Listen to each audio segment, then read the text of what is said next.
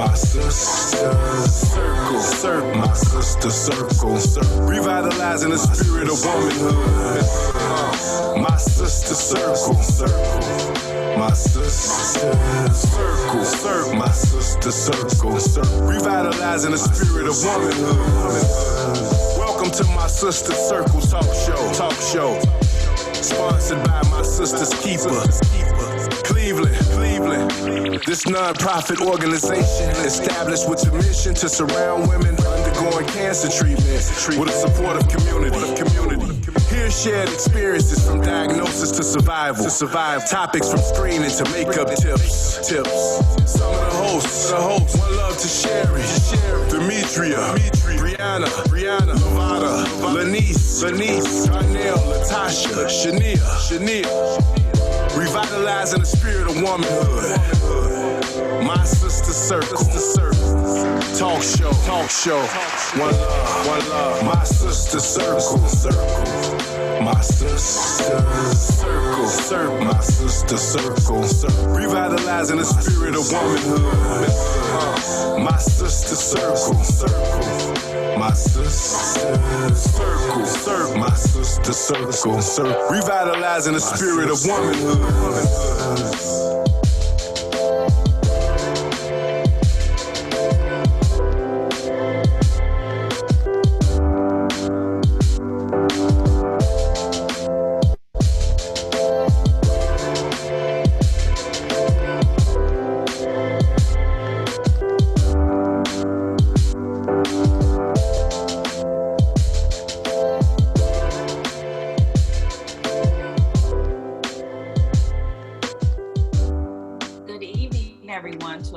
Segment of My Sister's Circle, hosted by my sisters Keeper-Cle. We're also streaming on Chan Clan Entertainment radio station, which is an internet radio station in Chicago that is sponsoring us as well.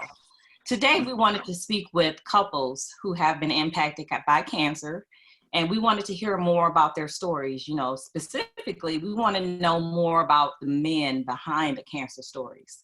So we invited two couples to tell their journey or their stories with us and hear more from a man's perspective of how cancer has impacted you guys. You know, this affects you too. Let us know how. So we appreciate you both for coming. So let's introduce our couples. We have Leonard and Brittany Church. We have Michael and Lanice Bozeman. So let's just get to know our couples a little bit more. Brittany and Leonard, tell us about yourself. You know, how long have you been married? How did you meet? All the fun, good stuff. We have been together for 9 years, married for 7. We met through my cousin. We have a 4-year-old. I think that's it. Yeah. Good. A pleasure to have you on the show. Thank you so much. And Michael Bozeman, please tell us about yourself. I'm Michael Bozeman, and me and Lanice has been together for 37 years, and we've been married for 20 years. And right before we got married, we started this breast cancer bout. Okay. All right. Well, thank you both. Well, both couples for being on the show. So let's dive in. So ladies, can you tell me about when you were diagnosed and how did you find out? So let's start with you, Brittany. I was diagnosed in October 2019. My husband found a lump.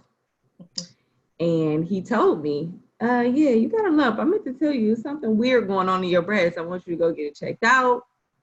And I was at work and I'm like, what are you talking about? And I'm feeling around and I found a lump and I immediately went to the doctor, probably like 2 days later, and the process started. And about 2 weeks after I got my mammogram, I got my results that I had stage 1B hormonal breast cancer.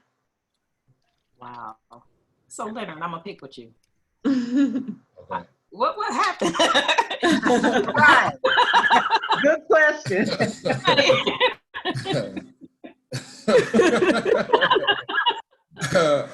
Is any kids on here?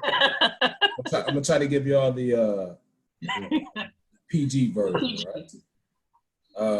We were, being grown at the time, doing what married people and sometimes unmarried people do, and I felt it. And a couple days had went by before I told her, because honestly, it slipped my mind. I know, in hindsight, it's like, how could something like that slip your mind? But it was just like, I didn't take it as serious at the time. But yeah, I told her that I felt it, and she went and got checked out. Oh yeah, remember I also I was on the phone with him and I was telling him that my arm was hurting. And then that's when he was like, oh yeah, and I felt it was like a lump in your breast or something. You need to go get it checked out. And I'm like, you sure? He was like, yeah, it definitely didn't feel like normally what I would feel. And I was just like, okay. Okay, and then something else about my wife is, as long as I've been knowing her, like anything can send her to the doctor. Anything. So it was one of those things where it was like, I don't want to scare her and I don't want her to overreact, but it is important because I know how important when you feel lumps in your chest, how important it is to go get it checked out. So that was partly why I didn't tell her immediately. And again, in hindsight, it's almost like, how could you take something so serious, so not serious? Mm-hmm. Wow. Well, thank you for finding that lump. The doctors say it all the time. Yeah. Wow. Yeah. So Lanisa Michael, so tell us about your experience. How did you know you were diagnosed? Actually, I started having pain in my right breast in May. And so it was just like one of those things, just look for it to go away. Well, June rolled around and it didn't go away. I didn't want to go to the doctor because the first thing that popped in my mind was it might be cancer. So Mike and I had been together like 18 years. We was finally getting ready to get married. So I didn't want nothing to disrupt my day that was coming up in September. And then one day I was getting out the shower and it looked like the whole right side of my breast had caved in. So that really like scared me. And so then I waited a couple of days before I told him about it. And then he like, well, you need to go to the doctor. I'm like, nah, I don't want to mess up my wedding plan. So I was at work and he called me one day and he like, you're not being fair to yourself. You're not being fair to your daughters and you're not being fair to me. So then I called and made the appointment when I had the mammogram. My doctor said that she would call me that evening. So it was like about 7:00. So I'm like, yes, no news, good news. Didn't happen that way. By 8:30, she called and she said, Niecy, all I remember her saying, it don't look good. And I just dropped the phone and I fell in the chair. And when he came upstairs, I was crying. And he dropped popcorn everywhere because we was getting ready to watch a movie. And he said, what was wrong? And so I told him. And after I told him, I said, you got to promise me you're not going to say nothing to nobody. And he looked at me like, why is you putting all this weight on me? And so then I did tell him. I went back and told him. I said, well, you can tell your mother. So that's how I found out I had breast cancer. Wow. Thank you both for sharing your stories. So husbands, how did this really affect you when your wife got the diagnosis? How did this affect you? What was your initial thoughts and reactions? You want to go first?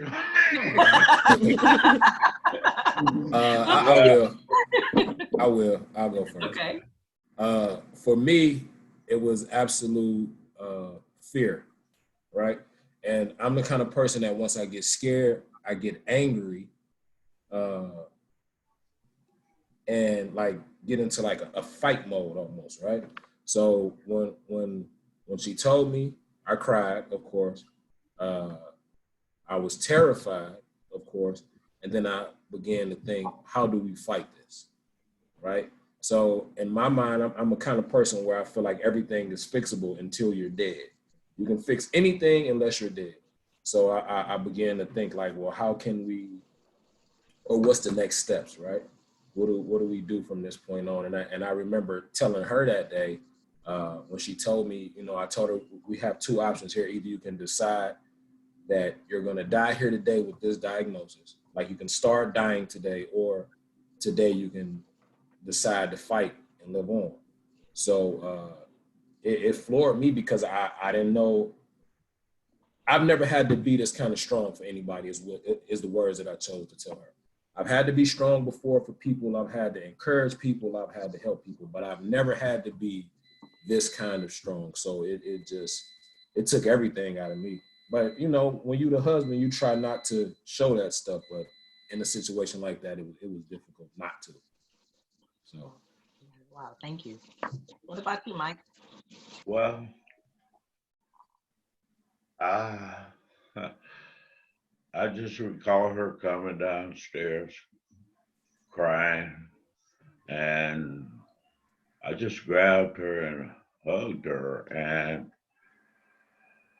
I guess really never in my mind that I think that it would turn out in a bad way. So I really just tried to comfort her when we got the diagnosis. And like she said before, during the time we were planning to get married. So after we started dealing with the situation, she told me that if I didn't want to marry her, that she would understand.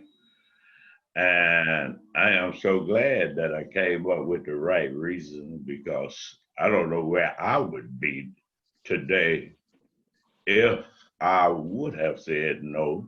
But there's no way that throughout the years we have been together that I could have just left her. I couldn't have done that. Not at a time like that, anyway. Wow. I'm tearing up. I'm watching Brittany too. Girl, I'm about to cry. Wow, wow, wow, wow. I'm speechless. Thank you, thank you, thank you. So wives, a question for you. Did you notice that how this was affecting your husband? Did you notice a difference in their behavior or the way that they was treating you since you got the diagnosis? If so, describe it. Did you notice anything, Brittany? Um, well, my husband has always really been like super understanding. He's very affectionate, charismatic. Um, I do feel like he's always been the optimistic person, the strong person. And I think that he, even in the time where I didn't have the diagnosis yet, where I was already feeling like, I know it's cancer, like I know it is. And he was still like, I don't think so. Like just trying to be super optimistic. And I just feel like, I don't know, he's always been that person. So I just feel like he was kind of loving on me just a little bit more, even though I get on his nerves. But I definitely do appreciate, I do definitely feel like it has definitely brought us closer together. Wow. But I definitely feel like he was loving on me a lot more than normal. Not saying that he didn't, but it was extra hugs and extra check-ins and you got this, you're gonna be good, that type of thing. And he knows that I'm that type of, I need that reassurance sometimes because I go through my moments. Yeah, so he knows his wife. So he was doing a lot of extra stuff for me. So I definitely appreciate it. And he still does because I still have my moments. So that's pretty cool, pretty cool. What about you, Lanice? A change in him. Yeah, he was kind of like overprotective, like he thought I couldn't do nothing, and I had to tell him like, look, let me do what I can do when I can do it, and when I can't do it, I'll let you know. But I know I know that he meant good, and I really learned to appreciate all that he was doing and how he was feeling. I was at a support meeting, and there was a young lady there, and she was just talking how her husband just treated her so bad. And I just couldn't wrap my mind around it, because how could you love someone and not want to be with them because they sick. That's why I told him, if you don't want to go through this, I understand. I didn't want to get in the middle of it, and then he decide this is too much for me, because then I got to readjust and then learn how to navigate myself through it. But I said that he changed for the better because it opened our eyes to a lot of things in different perspective, like no longer procrastinate. If he was going to do something, go ahead and do it. Don't put it off till tomorrow, because just like I woke up one day, I was cancer free. I woke up the next day, I had stage 3. I was at the bottom of stage 3 breast cancer, going into the top of stage 4. And I knew that my life could have been gone just like that. So then you just have to start living your life every day as if it's your last day. Because tomorrow, I really realized then that tomorrow was not promised to me. And then the other thing that he helped me with, I had my youngest daughter getting ready to graduate in 2000. I was diagnosed in 2000. 2001, she was getting ready to graduate from law school. And I'm like, I'm not going to even be here to see my daughter. He said, you're going to be here. You're going to be here. So when I felt like I just wanted to give up on life, he just pumped more life into me with his kind word and his love. Oh my God. Wow. Yeah. And I see you had a lot of laughter during this whole process, because Girl, look, y'all just don't know. Pray for a sister. that's pretty cool. You have some great men in your lives. So that was just the beginning, just the initial diagnosis. But when you start going into your treatment plan, things get a little bit more intense for both. Men, I want to know how this affected you, and women, of course. When you're going through this, you start changing. So can both of you tell me what your treatment plan was? So Brittany, what's your treatment plan? Brittany, you're currently still fighting your battle, but what's your treatment plan? What does it look like? So mine initially was surgery, and then they determined that I did need chemotherapy. And so I did surgery first, and then I did 4 rounds of chemo. And now I have to be on hormone pills for the next 10 years, 7 to 10 years. So, yeah. What about you, Lenise? Well, my treatment plan was a little more drastic. Because of the size of my tumor, I had to do surgery first. I did surgery, and then I had to have, I had to do chemo first, because they wanted to shrink the tumor because it was too big to do the surgery. So I told them, I said, well, I don't care what kind of surgery you give me, just long as I'm not sick on my wedding week and the week after. So I had to do 4 treatments, and that went fine. I did my last treatment like 2-3 days after I got married. Then in October, I went for surgery. They was like, you can have a lumpectomy, and we'll clean the marginal, or you can do a mastectomy. And so I said, well, what's the odd of the two? And they said, well, it's no different in the odd. They both about the same. I'm like, well, you know what? I don't want to spend the rest of my life wondering if you didn't clean the margin good, and then I got to go through all this again. So you know what? I don't need it no more. Take it. So after I had surgery, I had to go back on a stronger dose of chemo, which caused my body to just feel like little needles was poking me all in my body. And I stayed sick a lot, but and then I lost my hair. And then I was like, I asked him, I said, how could you look at me like this? And he said, I see you for who you are, not what you look like. So, and then after chemo, I had to do the 36 rounds or a radiation. So my first year was really trying for me, because even after I did, in the midst of finishing up my radiation, they found bacteria in my blood, which was from my Metaport. So then I had to go on 8 weeks of hooking myself up to an IV at 8 o'clock in the morning and 8 o'clock at night, and sit there for 4 hours and just watch this medicine drip. So how did you cope? I know this is tough, but hey, Lenise, you are here. You got the story to tell, and your story is helping so many, girl. You know you're a strong lady. Look, I'm scared of you. 20 years. That gives me a lot of hope. It gives me a lot of hope. Come over to see me, and then they go, how could you do that? I said, how could I not do it if I want to live? So I learned what I needed to do and what I had to do to get this cancer out my body, because I just wanted to get rid of it.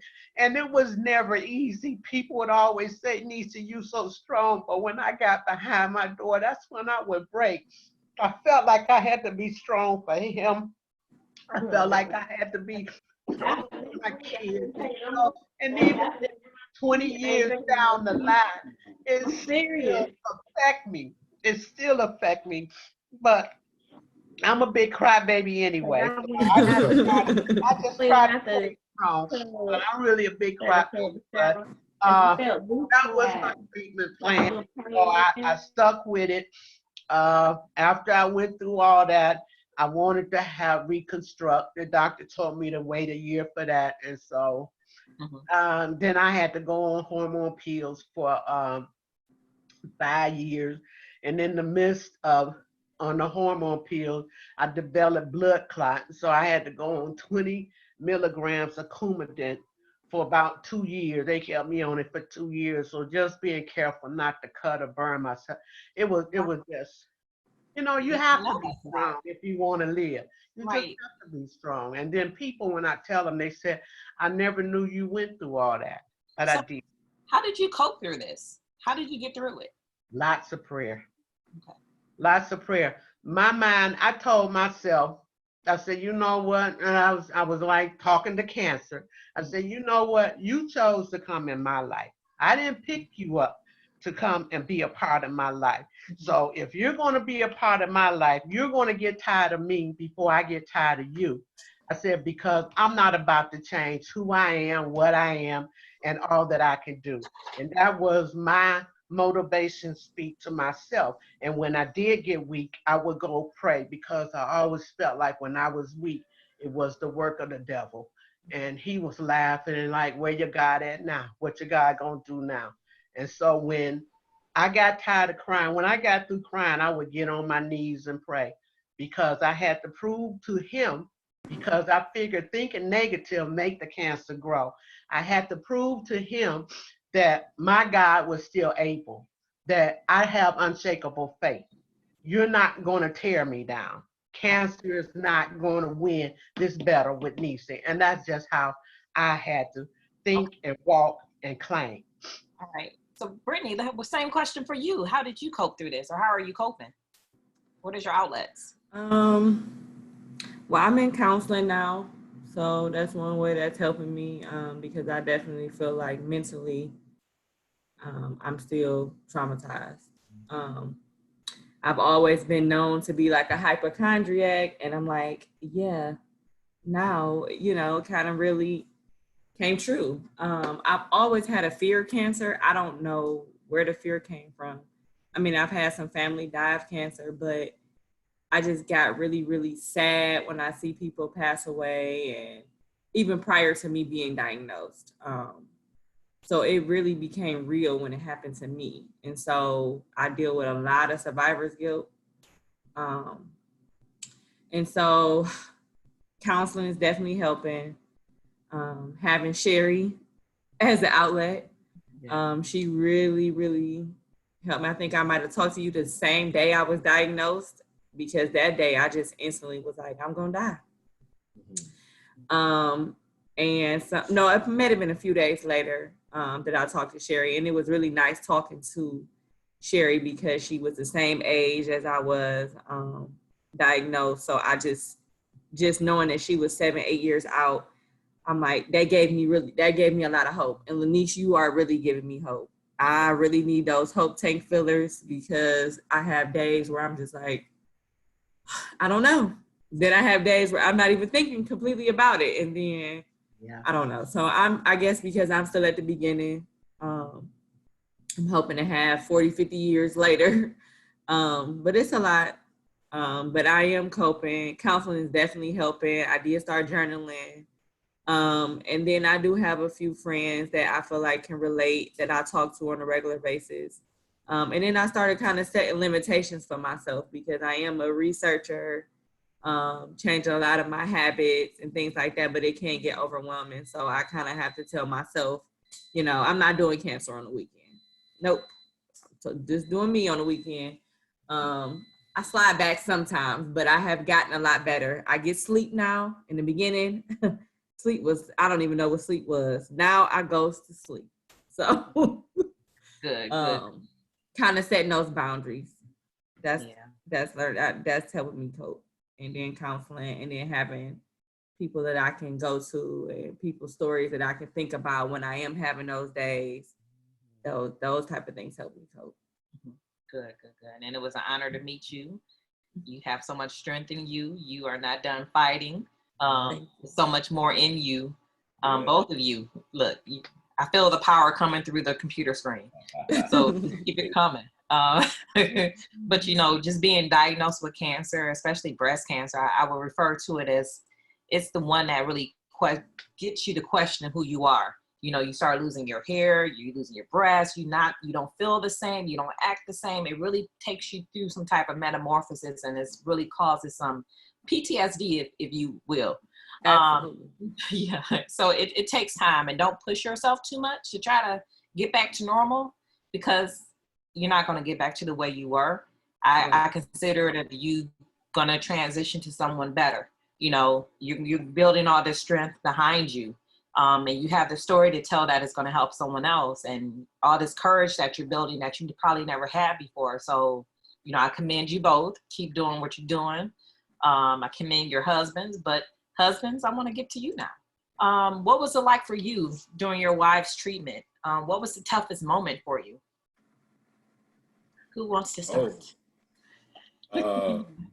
My toughest moment was the first day of chemo. When I came to the hospital, it was already a lot of people there. She's had a great support system from the start. At first, we kept it kind of private or whatever, and then we, you know, let people in and, you know, told people what was going on. Well, she let people in because it wasn't mine to let people in on. But the toughest moment was walking into the room of her first chemo treatment and seeing her with the cold cap on her head, and they had like some ace bandages or something wrapped around her chin, and like when she looked up at me, it was, for me, it was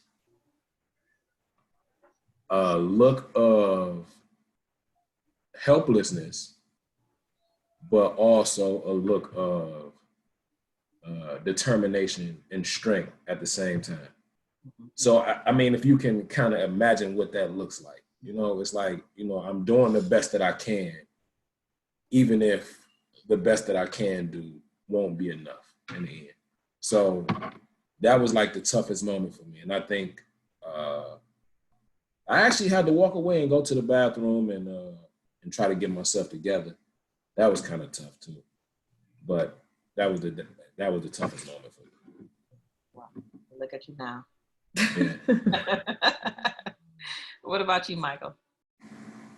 Well, throughout all of the things that she went through, I just don't know how to say it, but it went through everything it went through so good. I guess God had us, you know. And sometimes I don't even remember all she went through until I hear it. But I think my toughest moments was the days after she had chemo, because she could have chemo one day, come home, cook dinner, and be fine. But that next day, she was totally bedridden and burnt out. And I think those days were my toughest moments, just to see her down, because I'm a little softy, and when she's down, I'm down. And I think those were my toughest days, were the days after her chemo treatment. Wow, that's tough. So I'm just reading some comments on Facebook. We have Doretha Stover, and I hope I pronounced your name correctly. She wanted to thank you both, well, ladies, for sharing your stories. Much love and light. She admires the transparency that you're giving in this platform and telling your story. So thank you as well. Thank you. Okay. So the next level, your children. How was this conversation with your children? I know that's tough. You know, we're as parents, we're the protectors. You know, how was this conversation for you when you told your children about it? You know what, Sherry? I don't even remember because I probably was bawling like a baby and trying to keep them calm. But my daughters, all my daughters, they have been so supportive of me. Whatever I thought I needed, wanted to do, they were there. My youngest daughter, I remember when I went to have my mastectomy, she was going to school at Ohio State, and she drove up here early that morning for my surgery. And she had a big test she had to do the next morning. And when I woke up in my room from my surgery, I'm like, oh, what are you still doing here? And she like, I wasn't going back until I saw your eyes. I seen your eyes, so now I'm out of here. And so they have been supportive of me, of everything that I do, my walks, whatever I needed, complimenting me. It was just, you know, they like, we gonna get through this, man. You a fighter. We done seen you go through worse. And then it like in my heart of heart, I'm like, but this is the hardest for me. But I never let them know. But it was really easy with talking with my family and even his family, because when he told his mother, it was like about 30 minutes later, it was somebody knocking at the door, and it was his mom and my sister-in-law, Melinda. They had came over to the house, and they just gathered around me and they prayed for me, and that let me know then that I had the right one. If he wasn't, his family was gonna be. Same. I said, I love him. Yeah. Well, I didn't really have to discuss it with my 3-year-old at the time. She doesn't know what's going on. I mean, she did see mommy lose her hair. I tried to save my hair. That didn't end up working. So what did make me cry is that my baby was like, Mommy, you beautiful without hair. So they used to make me cry every time. But now I got a little bit of hair. Obviously y'all can see I got some braids. So but yeah, I didn't really, I mean, I don't know, as she gets older, it'll definitely be a discussion, because I was so young, and so they'll want to start surveillancing her kind of early. Mm-hmm. So we'll definitely talk more about it, but as of now, she's only 3, so she doesn't really know. Oh, she's 4 now. Last week. She doesn't really know what's going on, but I mean, I definitely can see later in the future that being a serious conversation to have with her. And she may not know, but I'm sure she probably will remember. I remember when you didn't have any hair. She just hasn't connected the dots yet, but she does. She has an impeccable memory. So yes, totally. And just following up, Doretha Stover sent another comment. She says, and to your husbands, Lord, what a beautiful thing to have that type of support is commendable. So hats off to you, gentlemen. So, you know, the whole ordeal of cancer is just, it is life-changing in so many different ways. So the next question we wanted to pose to the husbands and to you also as wives, what was the most challenging moment during this whole journey that tested your relationship? Did you experience anything like that?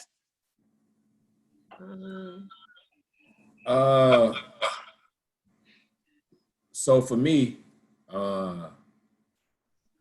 it might have been just having to deal with this, like, totally, you know, because so me, for my family, for my wife and my daughter, and I'm sure the same for Michael, but for my wife and my daughter, as a real father and a real husband, not just somebody who wears a title, you feel a sense of protection for those people that you hold those titles for.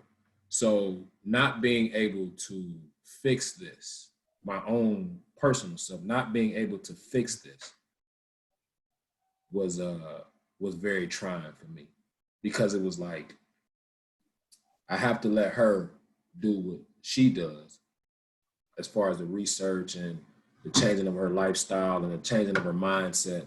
Like all of that stuff has to take place within her. But not being able to fix it is what kind of like tested me to be I can't find the word that I'm trying that I wish to use, but like to just kind of like take my hands off of it and let her do as much as she has to do in order to fix what she can. Mm-hmm. Yeah, that was like really testing for me. And then like as far as our relationship with the treatment and some of the medicines, a lot of different things change for her physically and emotionally and hormonally. You know what I mean? So it's days when me as any other person would be selfish and wanting what I want, but knowing that she's dealing with what she's dealing with, or we're dealing with it. I can't get at that time what I want. So those days are kind of tough. Even the emotional support, not even just the physical things at times, but even the emotional support, or just sometimes reassurance from my wife that I'm doing a good job, because she's so engulfed in trying to focus on getting better and healing herself, that sometimes I just got to kind of like take the back seat, and it's like I'm just sitting in the back like, well, she don't even see me. You know what I mean? Like she doesn't even see me at times because she's so. That was early on. And I understand it. Mute this. No, I understand it, and sometimes you got to get pulled back into reality and and just learn that some of the stuff that I need. From the beginning, I understood that some of the stuff that I need or that I will want from her is going to have to get put on a back burner, because we have to make certain sacrifices in our relationship. Yeah. Wow. So that was one of the things, some of the things that kind of tested me. Wow. Thank you for sharing. And I think the most challenging for me was just my body changing, period. And then questioning, was I still beautiful enough? I've said to him, this is too much. I understand. And because it's a lot. And not saying that, this is the oldest person's disease, but breast cancer was definitely not on my radar at 32. So I felt like,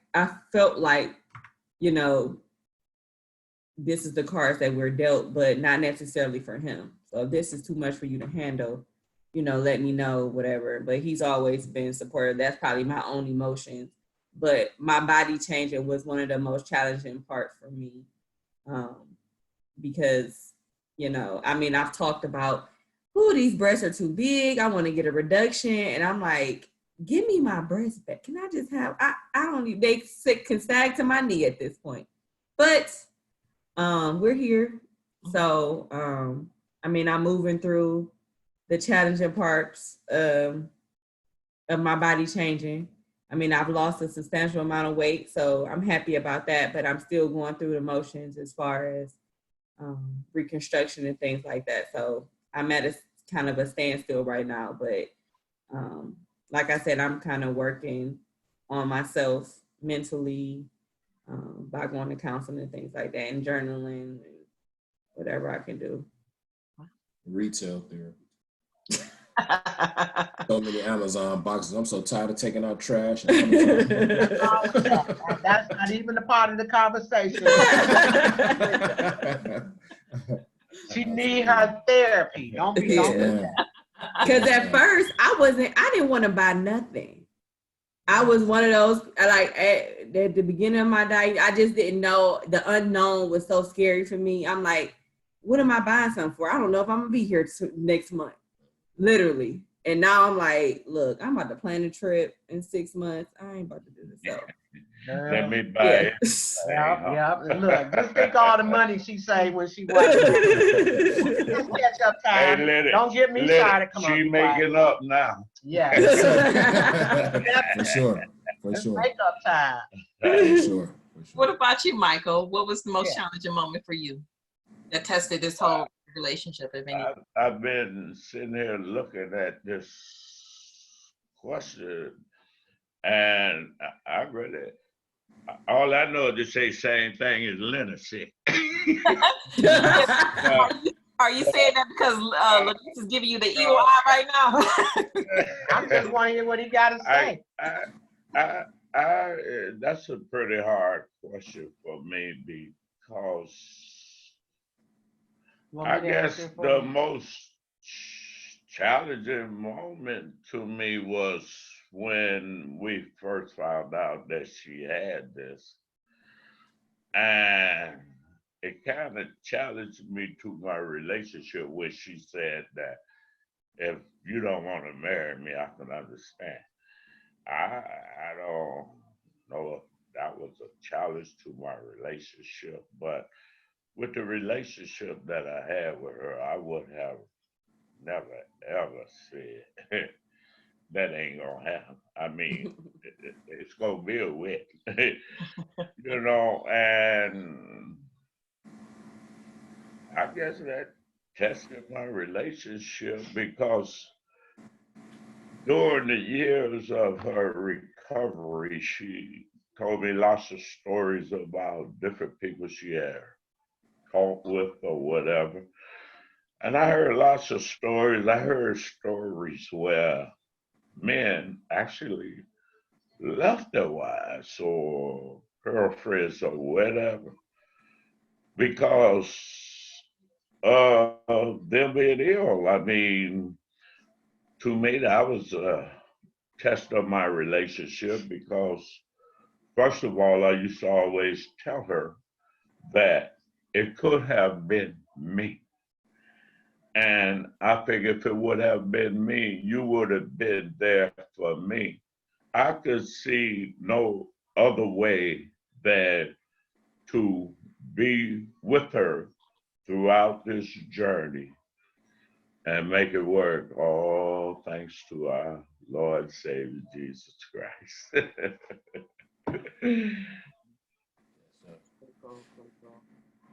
Denise, anything you wanted to add to this? To what he said? What's the question? See, we done got a little older now. It's been 20 years. You know what? I know his most challenging moment was for me being sick and there was nothing he could do. And so when I would be sick, he would always be downstairs laying on the couch. So when I got a little well, I said, you think I don't know that when I was in the bed sick, you was down there on that couch crying that you wish it had been you?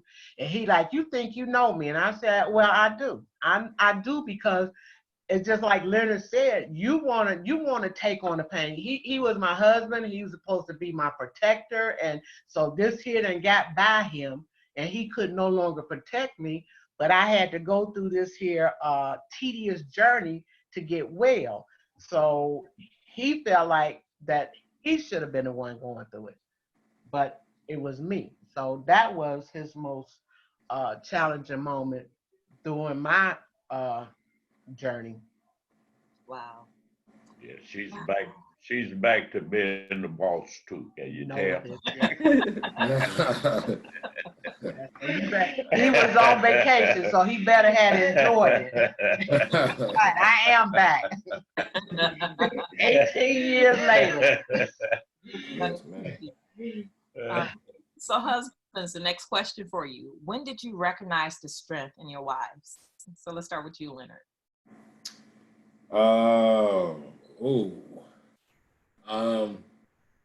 It took a while.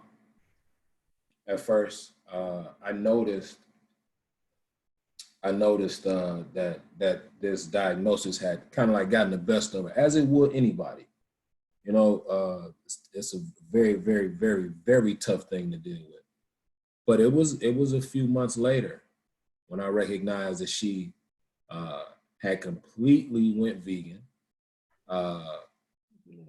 She had started like researching business opportunities and stuff like that. And then she would research ways to heal herself, you know? And at that moment, I realized, like, wow, like she's serious about getting better. She's serious about not allowing this to hold her down or put her in a position where she's helpless or defeated. I remember telling her that that we were not victims, you know. So don't feel bad for yourself.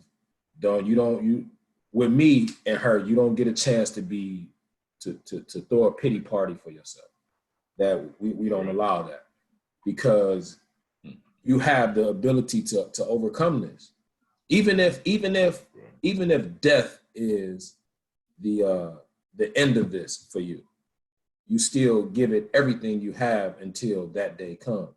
So when I saw her change everything about herself and begin to accept her ability to make things better as much as she could, is when I saw the strength in her. Wow, wow. What about you, Michael? Well, to me, it's once she was diagnosed, I think that was her weakest point. And then it seemed like once we got by that, and then we started going through the process of getting rid of it. I recognized all her strengths. I think I was the weakest one. You know, because even as of today, if she landed in bed with anything wrong, I'm the one feel bad, you know. I just, it's hard for me to just see anything wrong with her, you know. And she was so strong going through all of those things she named that she went through. I was there by her side for it, but I think she was a lot stronger than me. Some of them days I thought they probably put me in the hospital, but Sure.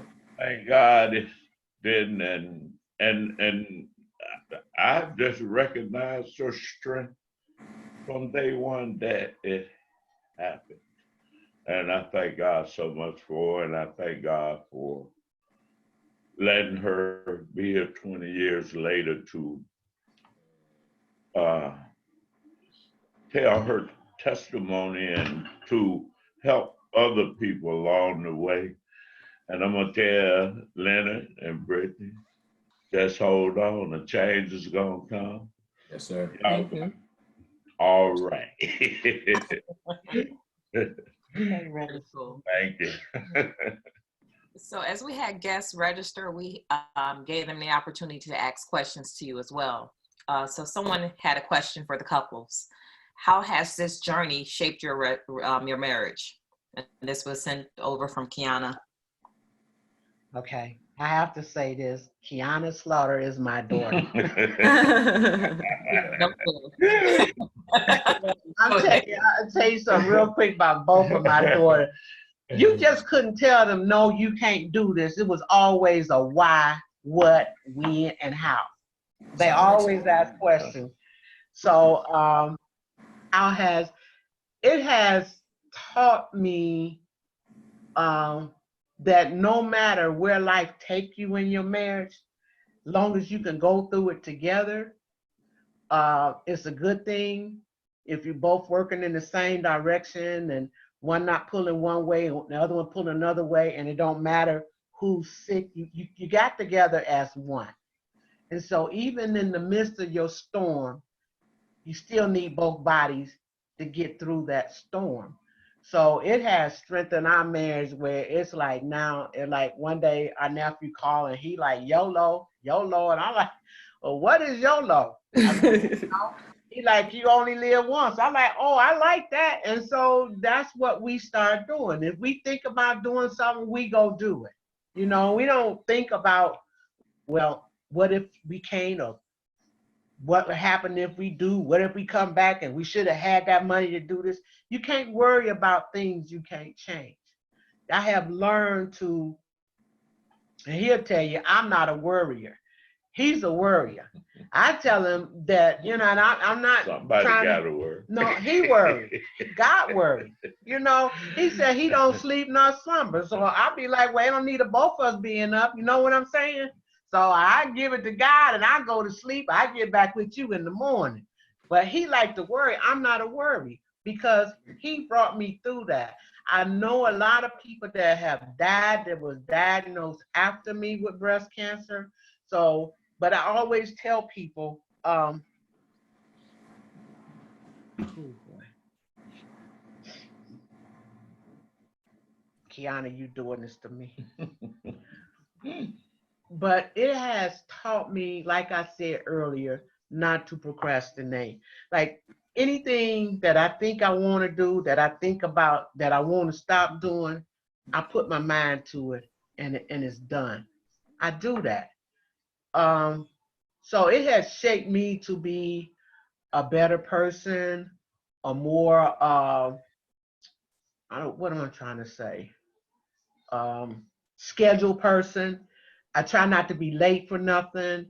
I try to do the things in my marriage that I need to do in my marriage. Like I love to cook. So, I do dinner when I come home. I pack lunches and people laugh at me, but that's what I do. And I'm glad to be, if you don't cut it out. Appreciate them dinners. I'm for real. I need y'all to pray for me. My sister is struggling over here. Just pray for me. Anyway, it has, we joke like this and people see it and they like, how do you do it? I say, after a while, you just block it out. You don't hear nothing.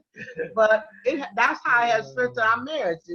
I'm glad he did choose to stay with me. I'm glad he did walk with me, even when I went to have a mastectomy and I'm like, I'm not even going to be a complete woman no more. I'm just going to look ugly. And then he like, well, you're going to look ugly to you because you will always be my beautiful bride. So, What about yeah, you, he told me it wasn't his favorite one anyway. The other twin got mad. I'm just gonna put that out there.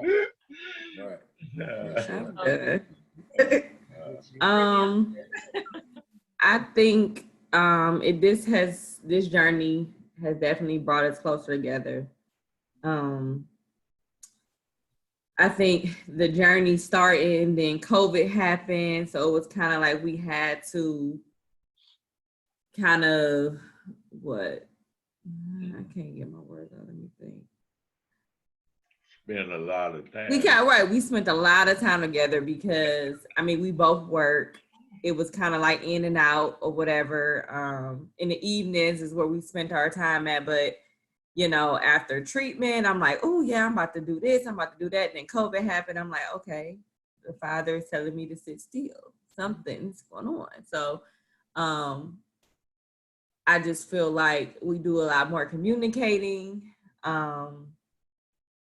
He's very open. I'm very open now. I have been one of those people that, I kind of always needed to express myself, but I kind of let stuff build up before I say something. Now I'm to the point where it's like, yeah, I'm going to say how I feel when I feel it. Not even, not in a rude way, but just, I've always been that strong person too. So just knowing that it's okay to cry, it's okay not to be strong all the time, and allowing him to be the strong person sometime and not me trying to take on everything. So I definitely think this journey has definitely brought us closer together. And again, like reiterating what Lenny said, you only live once. This definitely have opened my eyes to no procrastination, because I was definitely a procrastinator. Real bad procrastinator. So now it's like, life is too short. So I'm doing what I want to do when I want to do it, for real. So if it's shopping, no, I'm just joking.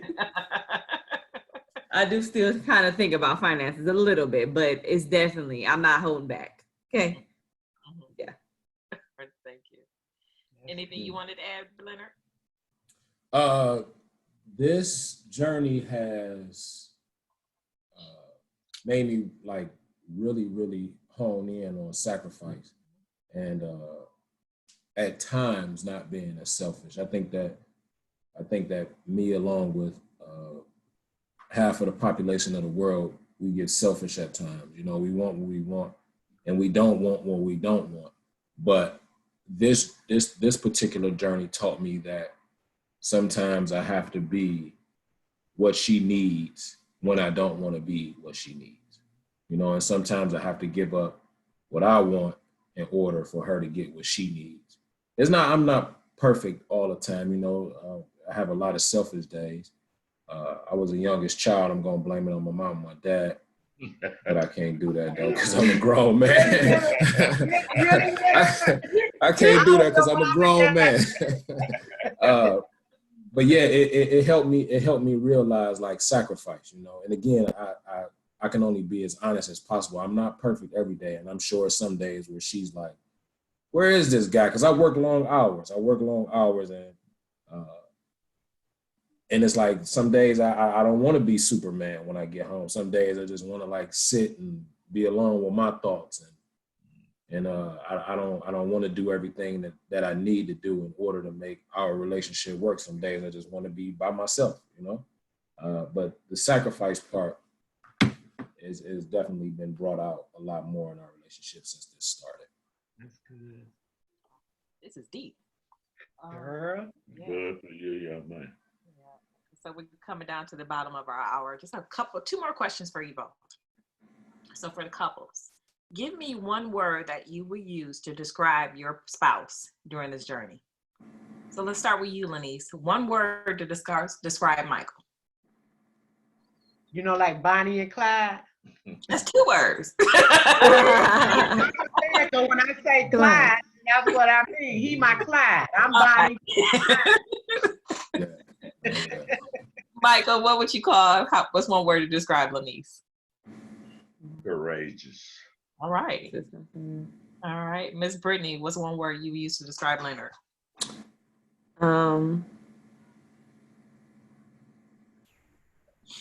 Understanding. Leonard, what's one word you would use to describe Brittany? I just keep coming back to the word seeker. Sounds right. Yeah. Sounds fair. All right. So one thing before I go into the last question, on behalf of My Sister's Keeper, just want to thank you so much for sharing your stories with us. I love your love, your dedication to one another. So one thing we're going to do for My Sister's Keeper is I want you both to have a date night. You both couples have a date night. Don't get out. Look, if he don't act right, he will not be going. So after this, if you both can text me the restaurant that you want to go to, we will give you a gift certificate to go to those restaurants. Thank you. Thank you so talk much. about cancer, talk about love, okay? Right. All right, the last and final question I have for you is, what advice would you give to couples who are just beginning their cancer journey? I feel like Lanice probably can give it more because she got more years under me. I don't know. Don't even try that. I gotta think back 20 years, Brittany. Why you gonna do that to me? The advice that I will give to someone is, first of all, never give up hope. What I learned with breast cancer, and it was another step on the ladder for me with it, I found out that all the cancer that you can get, that breast cancer was the most curable cancer. So that gave me hope. The other thing I would give them advice, if you're diagnosed with it, don't keep it to yourself. When I learned, I did a lot of research like you, Brittany, and I found out that our rate as African American getting breast cancer were low, but our death rate was high, and I couldn't understand why. When I was diagnosed with breast cancer, I had told some of my friends, and they like, girl, I had that 5 years ago. I had that 6 years ago. I said, well, why didn't you say anything? She said, just something you don't talk about. So even though when you was growing up, and I know everybody was taught this, what goes on in your house stays in your house, and you subconsciously grow up with that, so you don't want to share your story with nobody. And so because I felt like because there wasn't no black face out there about breast cancer, I never thought about getting it. And then when I did my research, I saw it was. So I'm like, you know what? And that was one of the promise to God. I said, if it be your will to heal my body, I will go do and say whatever it is you want me to say. I was gonna put my story out there. I wanted to be the other side of cancer after you get it. That you don't have to be ugly. You don't have to be there. If you lose your hair, put a wig on. If you lose your eyebrow, get some pencils and draw them on. You know, you can live your life according to how you want to live it. I would go and get my nails done. I had to literally ask my nail tech. I said, I see people when they nail turn black. She said, yours was black. You just never knew. Because whatever made me happy, that's what I did. I wanted to live my life. So whatever your life is before cancer, it can be whatever you want during cancer. We lose our hair because we're vain about our hair and our breasts. You know, those are like our main points. You know, long if you got some hair and you got some boob, then you think you got it going on. But to lose it, you still got life. What do you do with your hair? Spend money on it. What do you do with your boob? Nothing. You can't walk with them. You can't talk with them. You can't touch with them, you know? So if you lose it, you still got your life. So don't be so quick to give up on your life because of the things that you lose in life. Thank you. I feel like you was talking to me. I mean, I was the same way, you know, because when I went for reconstruct, I'm like, do we have to reduce? And they like, yeah, we do. But, you know, that was just me. But now, should you get older, you get my age, girl, ain't gonna make no difference. Really? It is not gonna make a difference, you know. And I just turned 64 on my birthday. So I was Congratulations. 43 when I was diagnosed. They told me that that was a very young age, and here you are 32. Mm-hmm. So you know, he knew God. You know, God know what you can stand and what's going to come in your life or you do. He already. Yeah, and it's funny because I feel like I definitely try to look at the glass half full. I remember telling myself, you know, even before I got diagnosed, oh, I really need to lose weight. I really need to lose weight. I mean, like, what can you help me, Father? Help me lose weight. And it was like, whoo, I didn't know I was going to get diagnosed with breast cancer, but I shedded those 35 pounds I've been trying to lose. Come on now, won't he do It's it? like, it's a no-brainer. What you mean? Oh, I'm not eating that. I'm not eating none of that. I'm not doing none of that. So, again, I mean, I have my days, but it's times where I feel like, again, I was a super procrastinator, and I was like, life is too short. So I feel like I am at a place where, not that I don't want to tell everybody or yell it across the mountaintops, but I just feel like I don't want sympathy. I don't want pity. I don't want people feeling sorry for me, but I definitely share my story where I see fit. I mean, I may not share it on Facebook. Like, this was really hard for me to do because I am private and private about certain stuff. Again, I don't want the pity. I don't want the sorry. Oh my God, I'm so sorry for you and all of this. I really don't want that. So this was really, really hard. But I was talking to my counselor. She was like, I feel like you're trying to avoid something. And I'm like, no, I'm not. She's like, I think you are. I think you need to go head on. And I'm like, well, maybe. She's like, you don't know what your story really might help somebody. And I'm like, yeah, but I kind of tell my story when I want, yeah, but you don't know who's going to be watching. You don't know. And I'm like, okay. So I was very nervous getting on here. I'm like, ooh, my stomach got bubbles and all type of stuff, but I'm really glad I did it. Lanice, I never knew your story. I knew you had breast cancer, but I didn't know your story. So now, I might bug you and let Sherry off the hook a little bit. Anytime. You know what? You share your story when your story needs to be shared. But the point of it is, you a survivor. So if you don't know how many survivors out here because they don't share their story. So it's no glamour side of it. Cancer is cancer, you know. And when you hear the word cancer, you think of death. They just automatically go together. But you don't have to. You lose your hair grow back. You know, you Your dreads is back. I'm gonna have to do like my great granddaughter. She be like, when she be with him, she be anyway, you know, just share your story. I don't mind sharing my story, and I don't share it for brownie points. I don't share it for glitz or glam. I share because he kept his part of the bargain when I prayed to him that if he healed my body. So I'm here 20 years later. So I'm gonna run tell it on the mountaintop. Tell it on the mountaintop. You right. You right about that. About it. And anything I can do to help out anybody.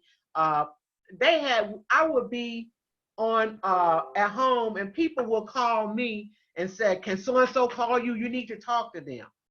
And I did it. You went through your storm for a reason, Brittany.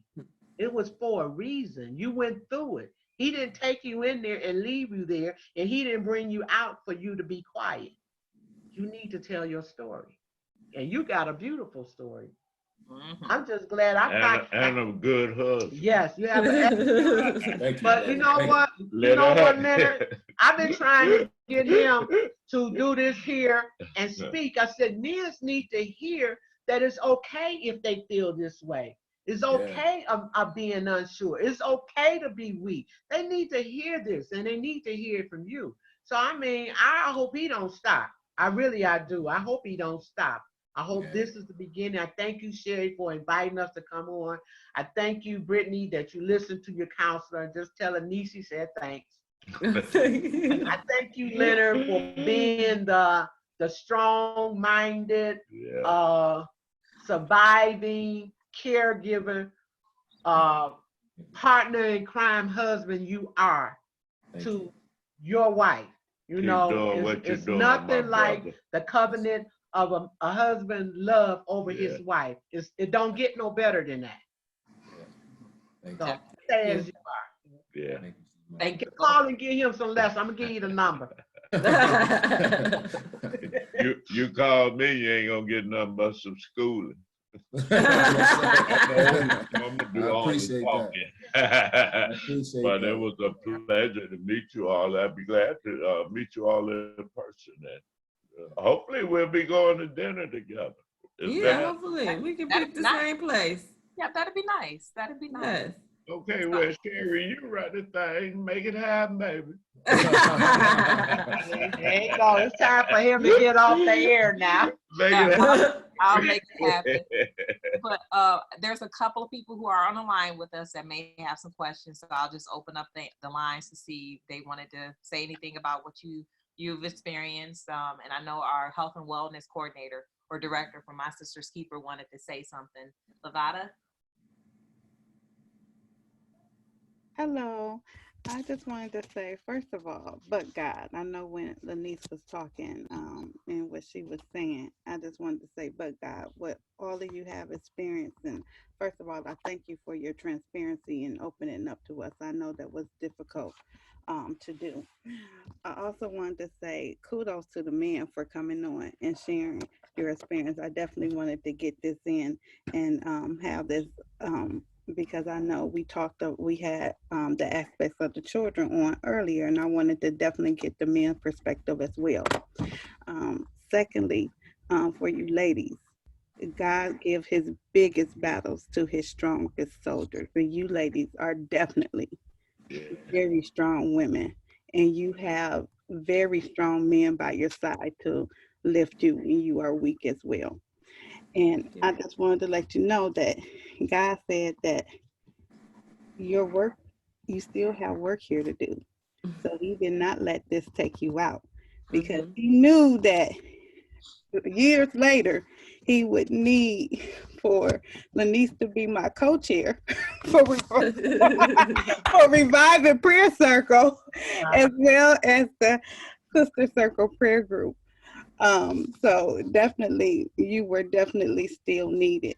And also, my last thing that I wanted to say is definitely kudos to you, Brittany. It's because you reached out to get a counselor. Mhm. It's so important to do because it's okay not to be okay. And some people go through that in silence. So the fact that you, and especially in our African American community, we look at seeking the help of someone else as something that we shouldn't do. So the fact Mhm. that you recognize that and you reached out, I just wanted to say that was very big of you, and I Thank you. really respect you for doing that. That Thank just you. shows another layer of your strength. Thank you. Yeah. Thank you, Brittany. Thank Is there you. anyone else on the line who wants to say anything to our couples?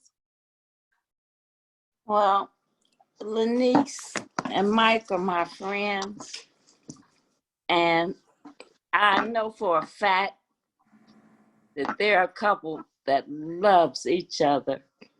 And I know that through God, Come on, Anna. I say, Everybody crying now. You they make me cry too, but they come and they're gonna be even greater. You know, just keep listening to them because they know they're not gonna lie to you. They're gonna give it to you straight. Thank God, you. our witness, I love him dearly. Brittany and your husband, you just became somebody I love too. Oh, thank you. God bless you all. Thank you. Nice to meet you. Love you, baby. God said it too. Yeah. Yeah. Still fighting, baby. And And Ciroc, we said hello and we missed it. We were just in Huntsville, Alabama, visiting her a couple of weeks ago. We went on a 12-day road trip. Oh, yeah, I seen that. Birthday and our 20th anniversary. So, Wow. I thought that was really nice. uh, I seen your post, Lenice, before you had to go to bed. yeah, because everybody like, why you ain't posting no picture? I like, I don't want nobody to know I'm out of town. They breaking my house. They can come in there when I get back. That's him. He like, don't post nothing until we come back. It was really, really nice. It was really and just to started wake it up, off with that. just to wake up in the morning and not have to worry about what you got to do that day. Just do nothing. That's pretty cool. Well, Yeah. I will let you all go.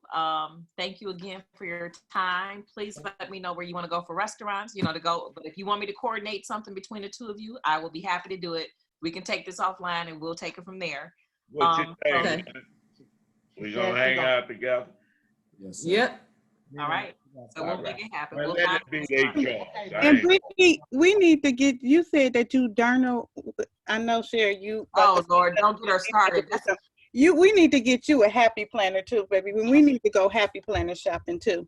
Okay. Oh, Okay. don't get her started. That'd be another show.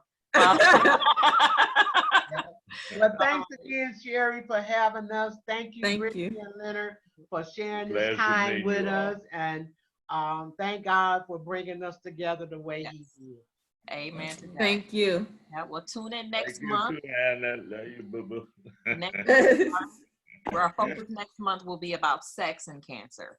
So if you want to join there, chemo has some effects for that. So we're going to Glad have y'all had me this week. Huh? Lord, I don't even want to know what you said. Glad y'all had me on this week. All right. Well, you all have a wonderful evening, and thank you so much for all that you do. Thank you. Thank you for having us. God bless you all. Bye-bye. Bye.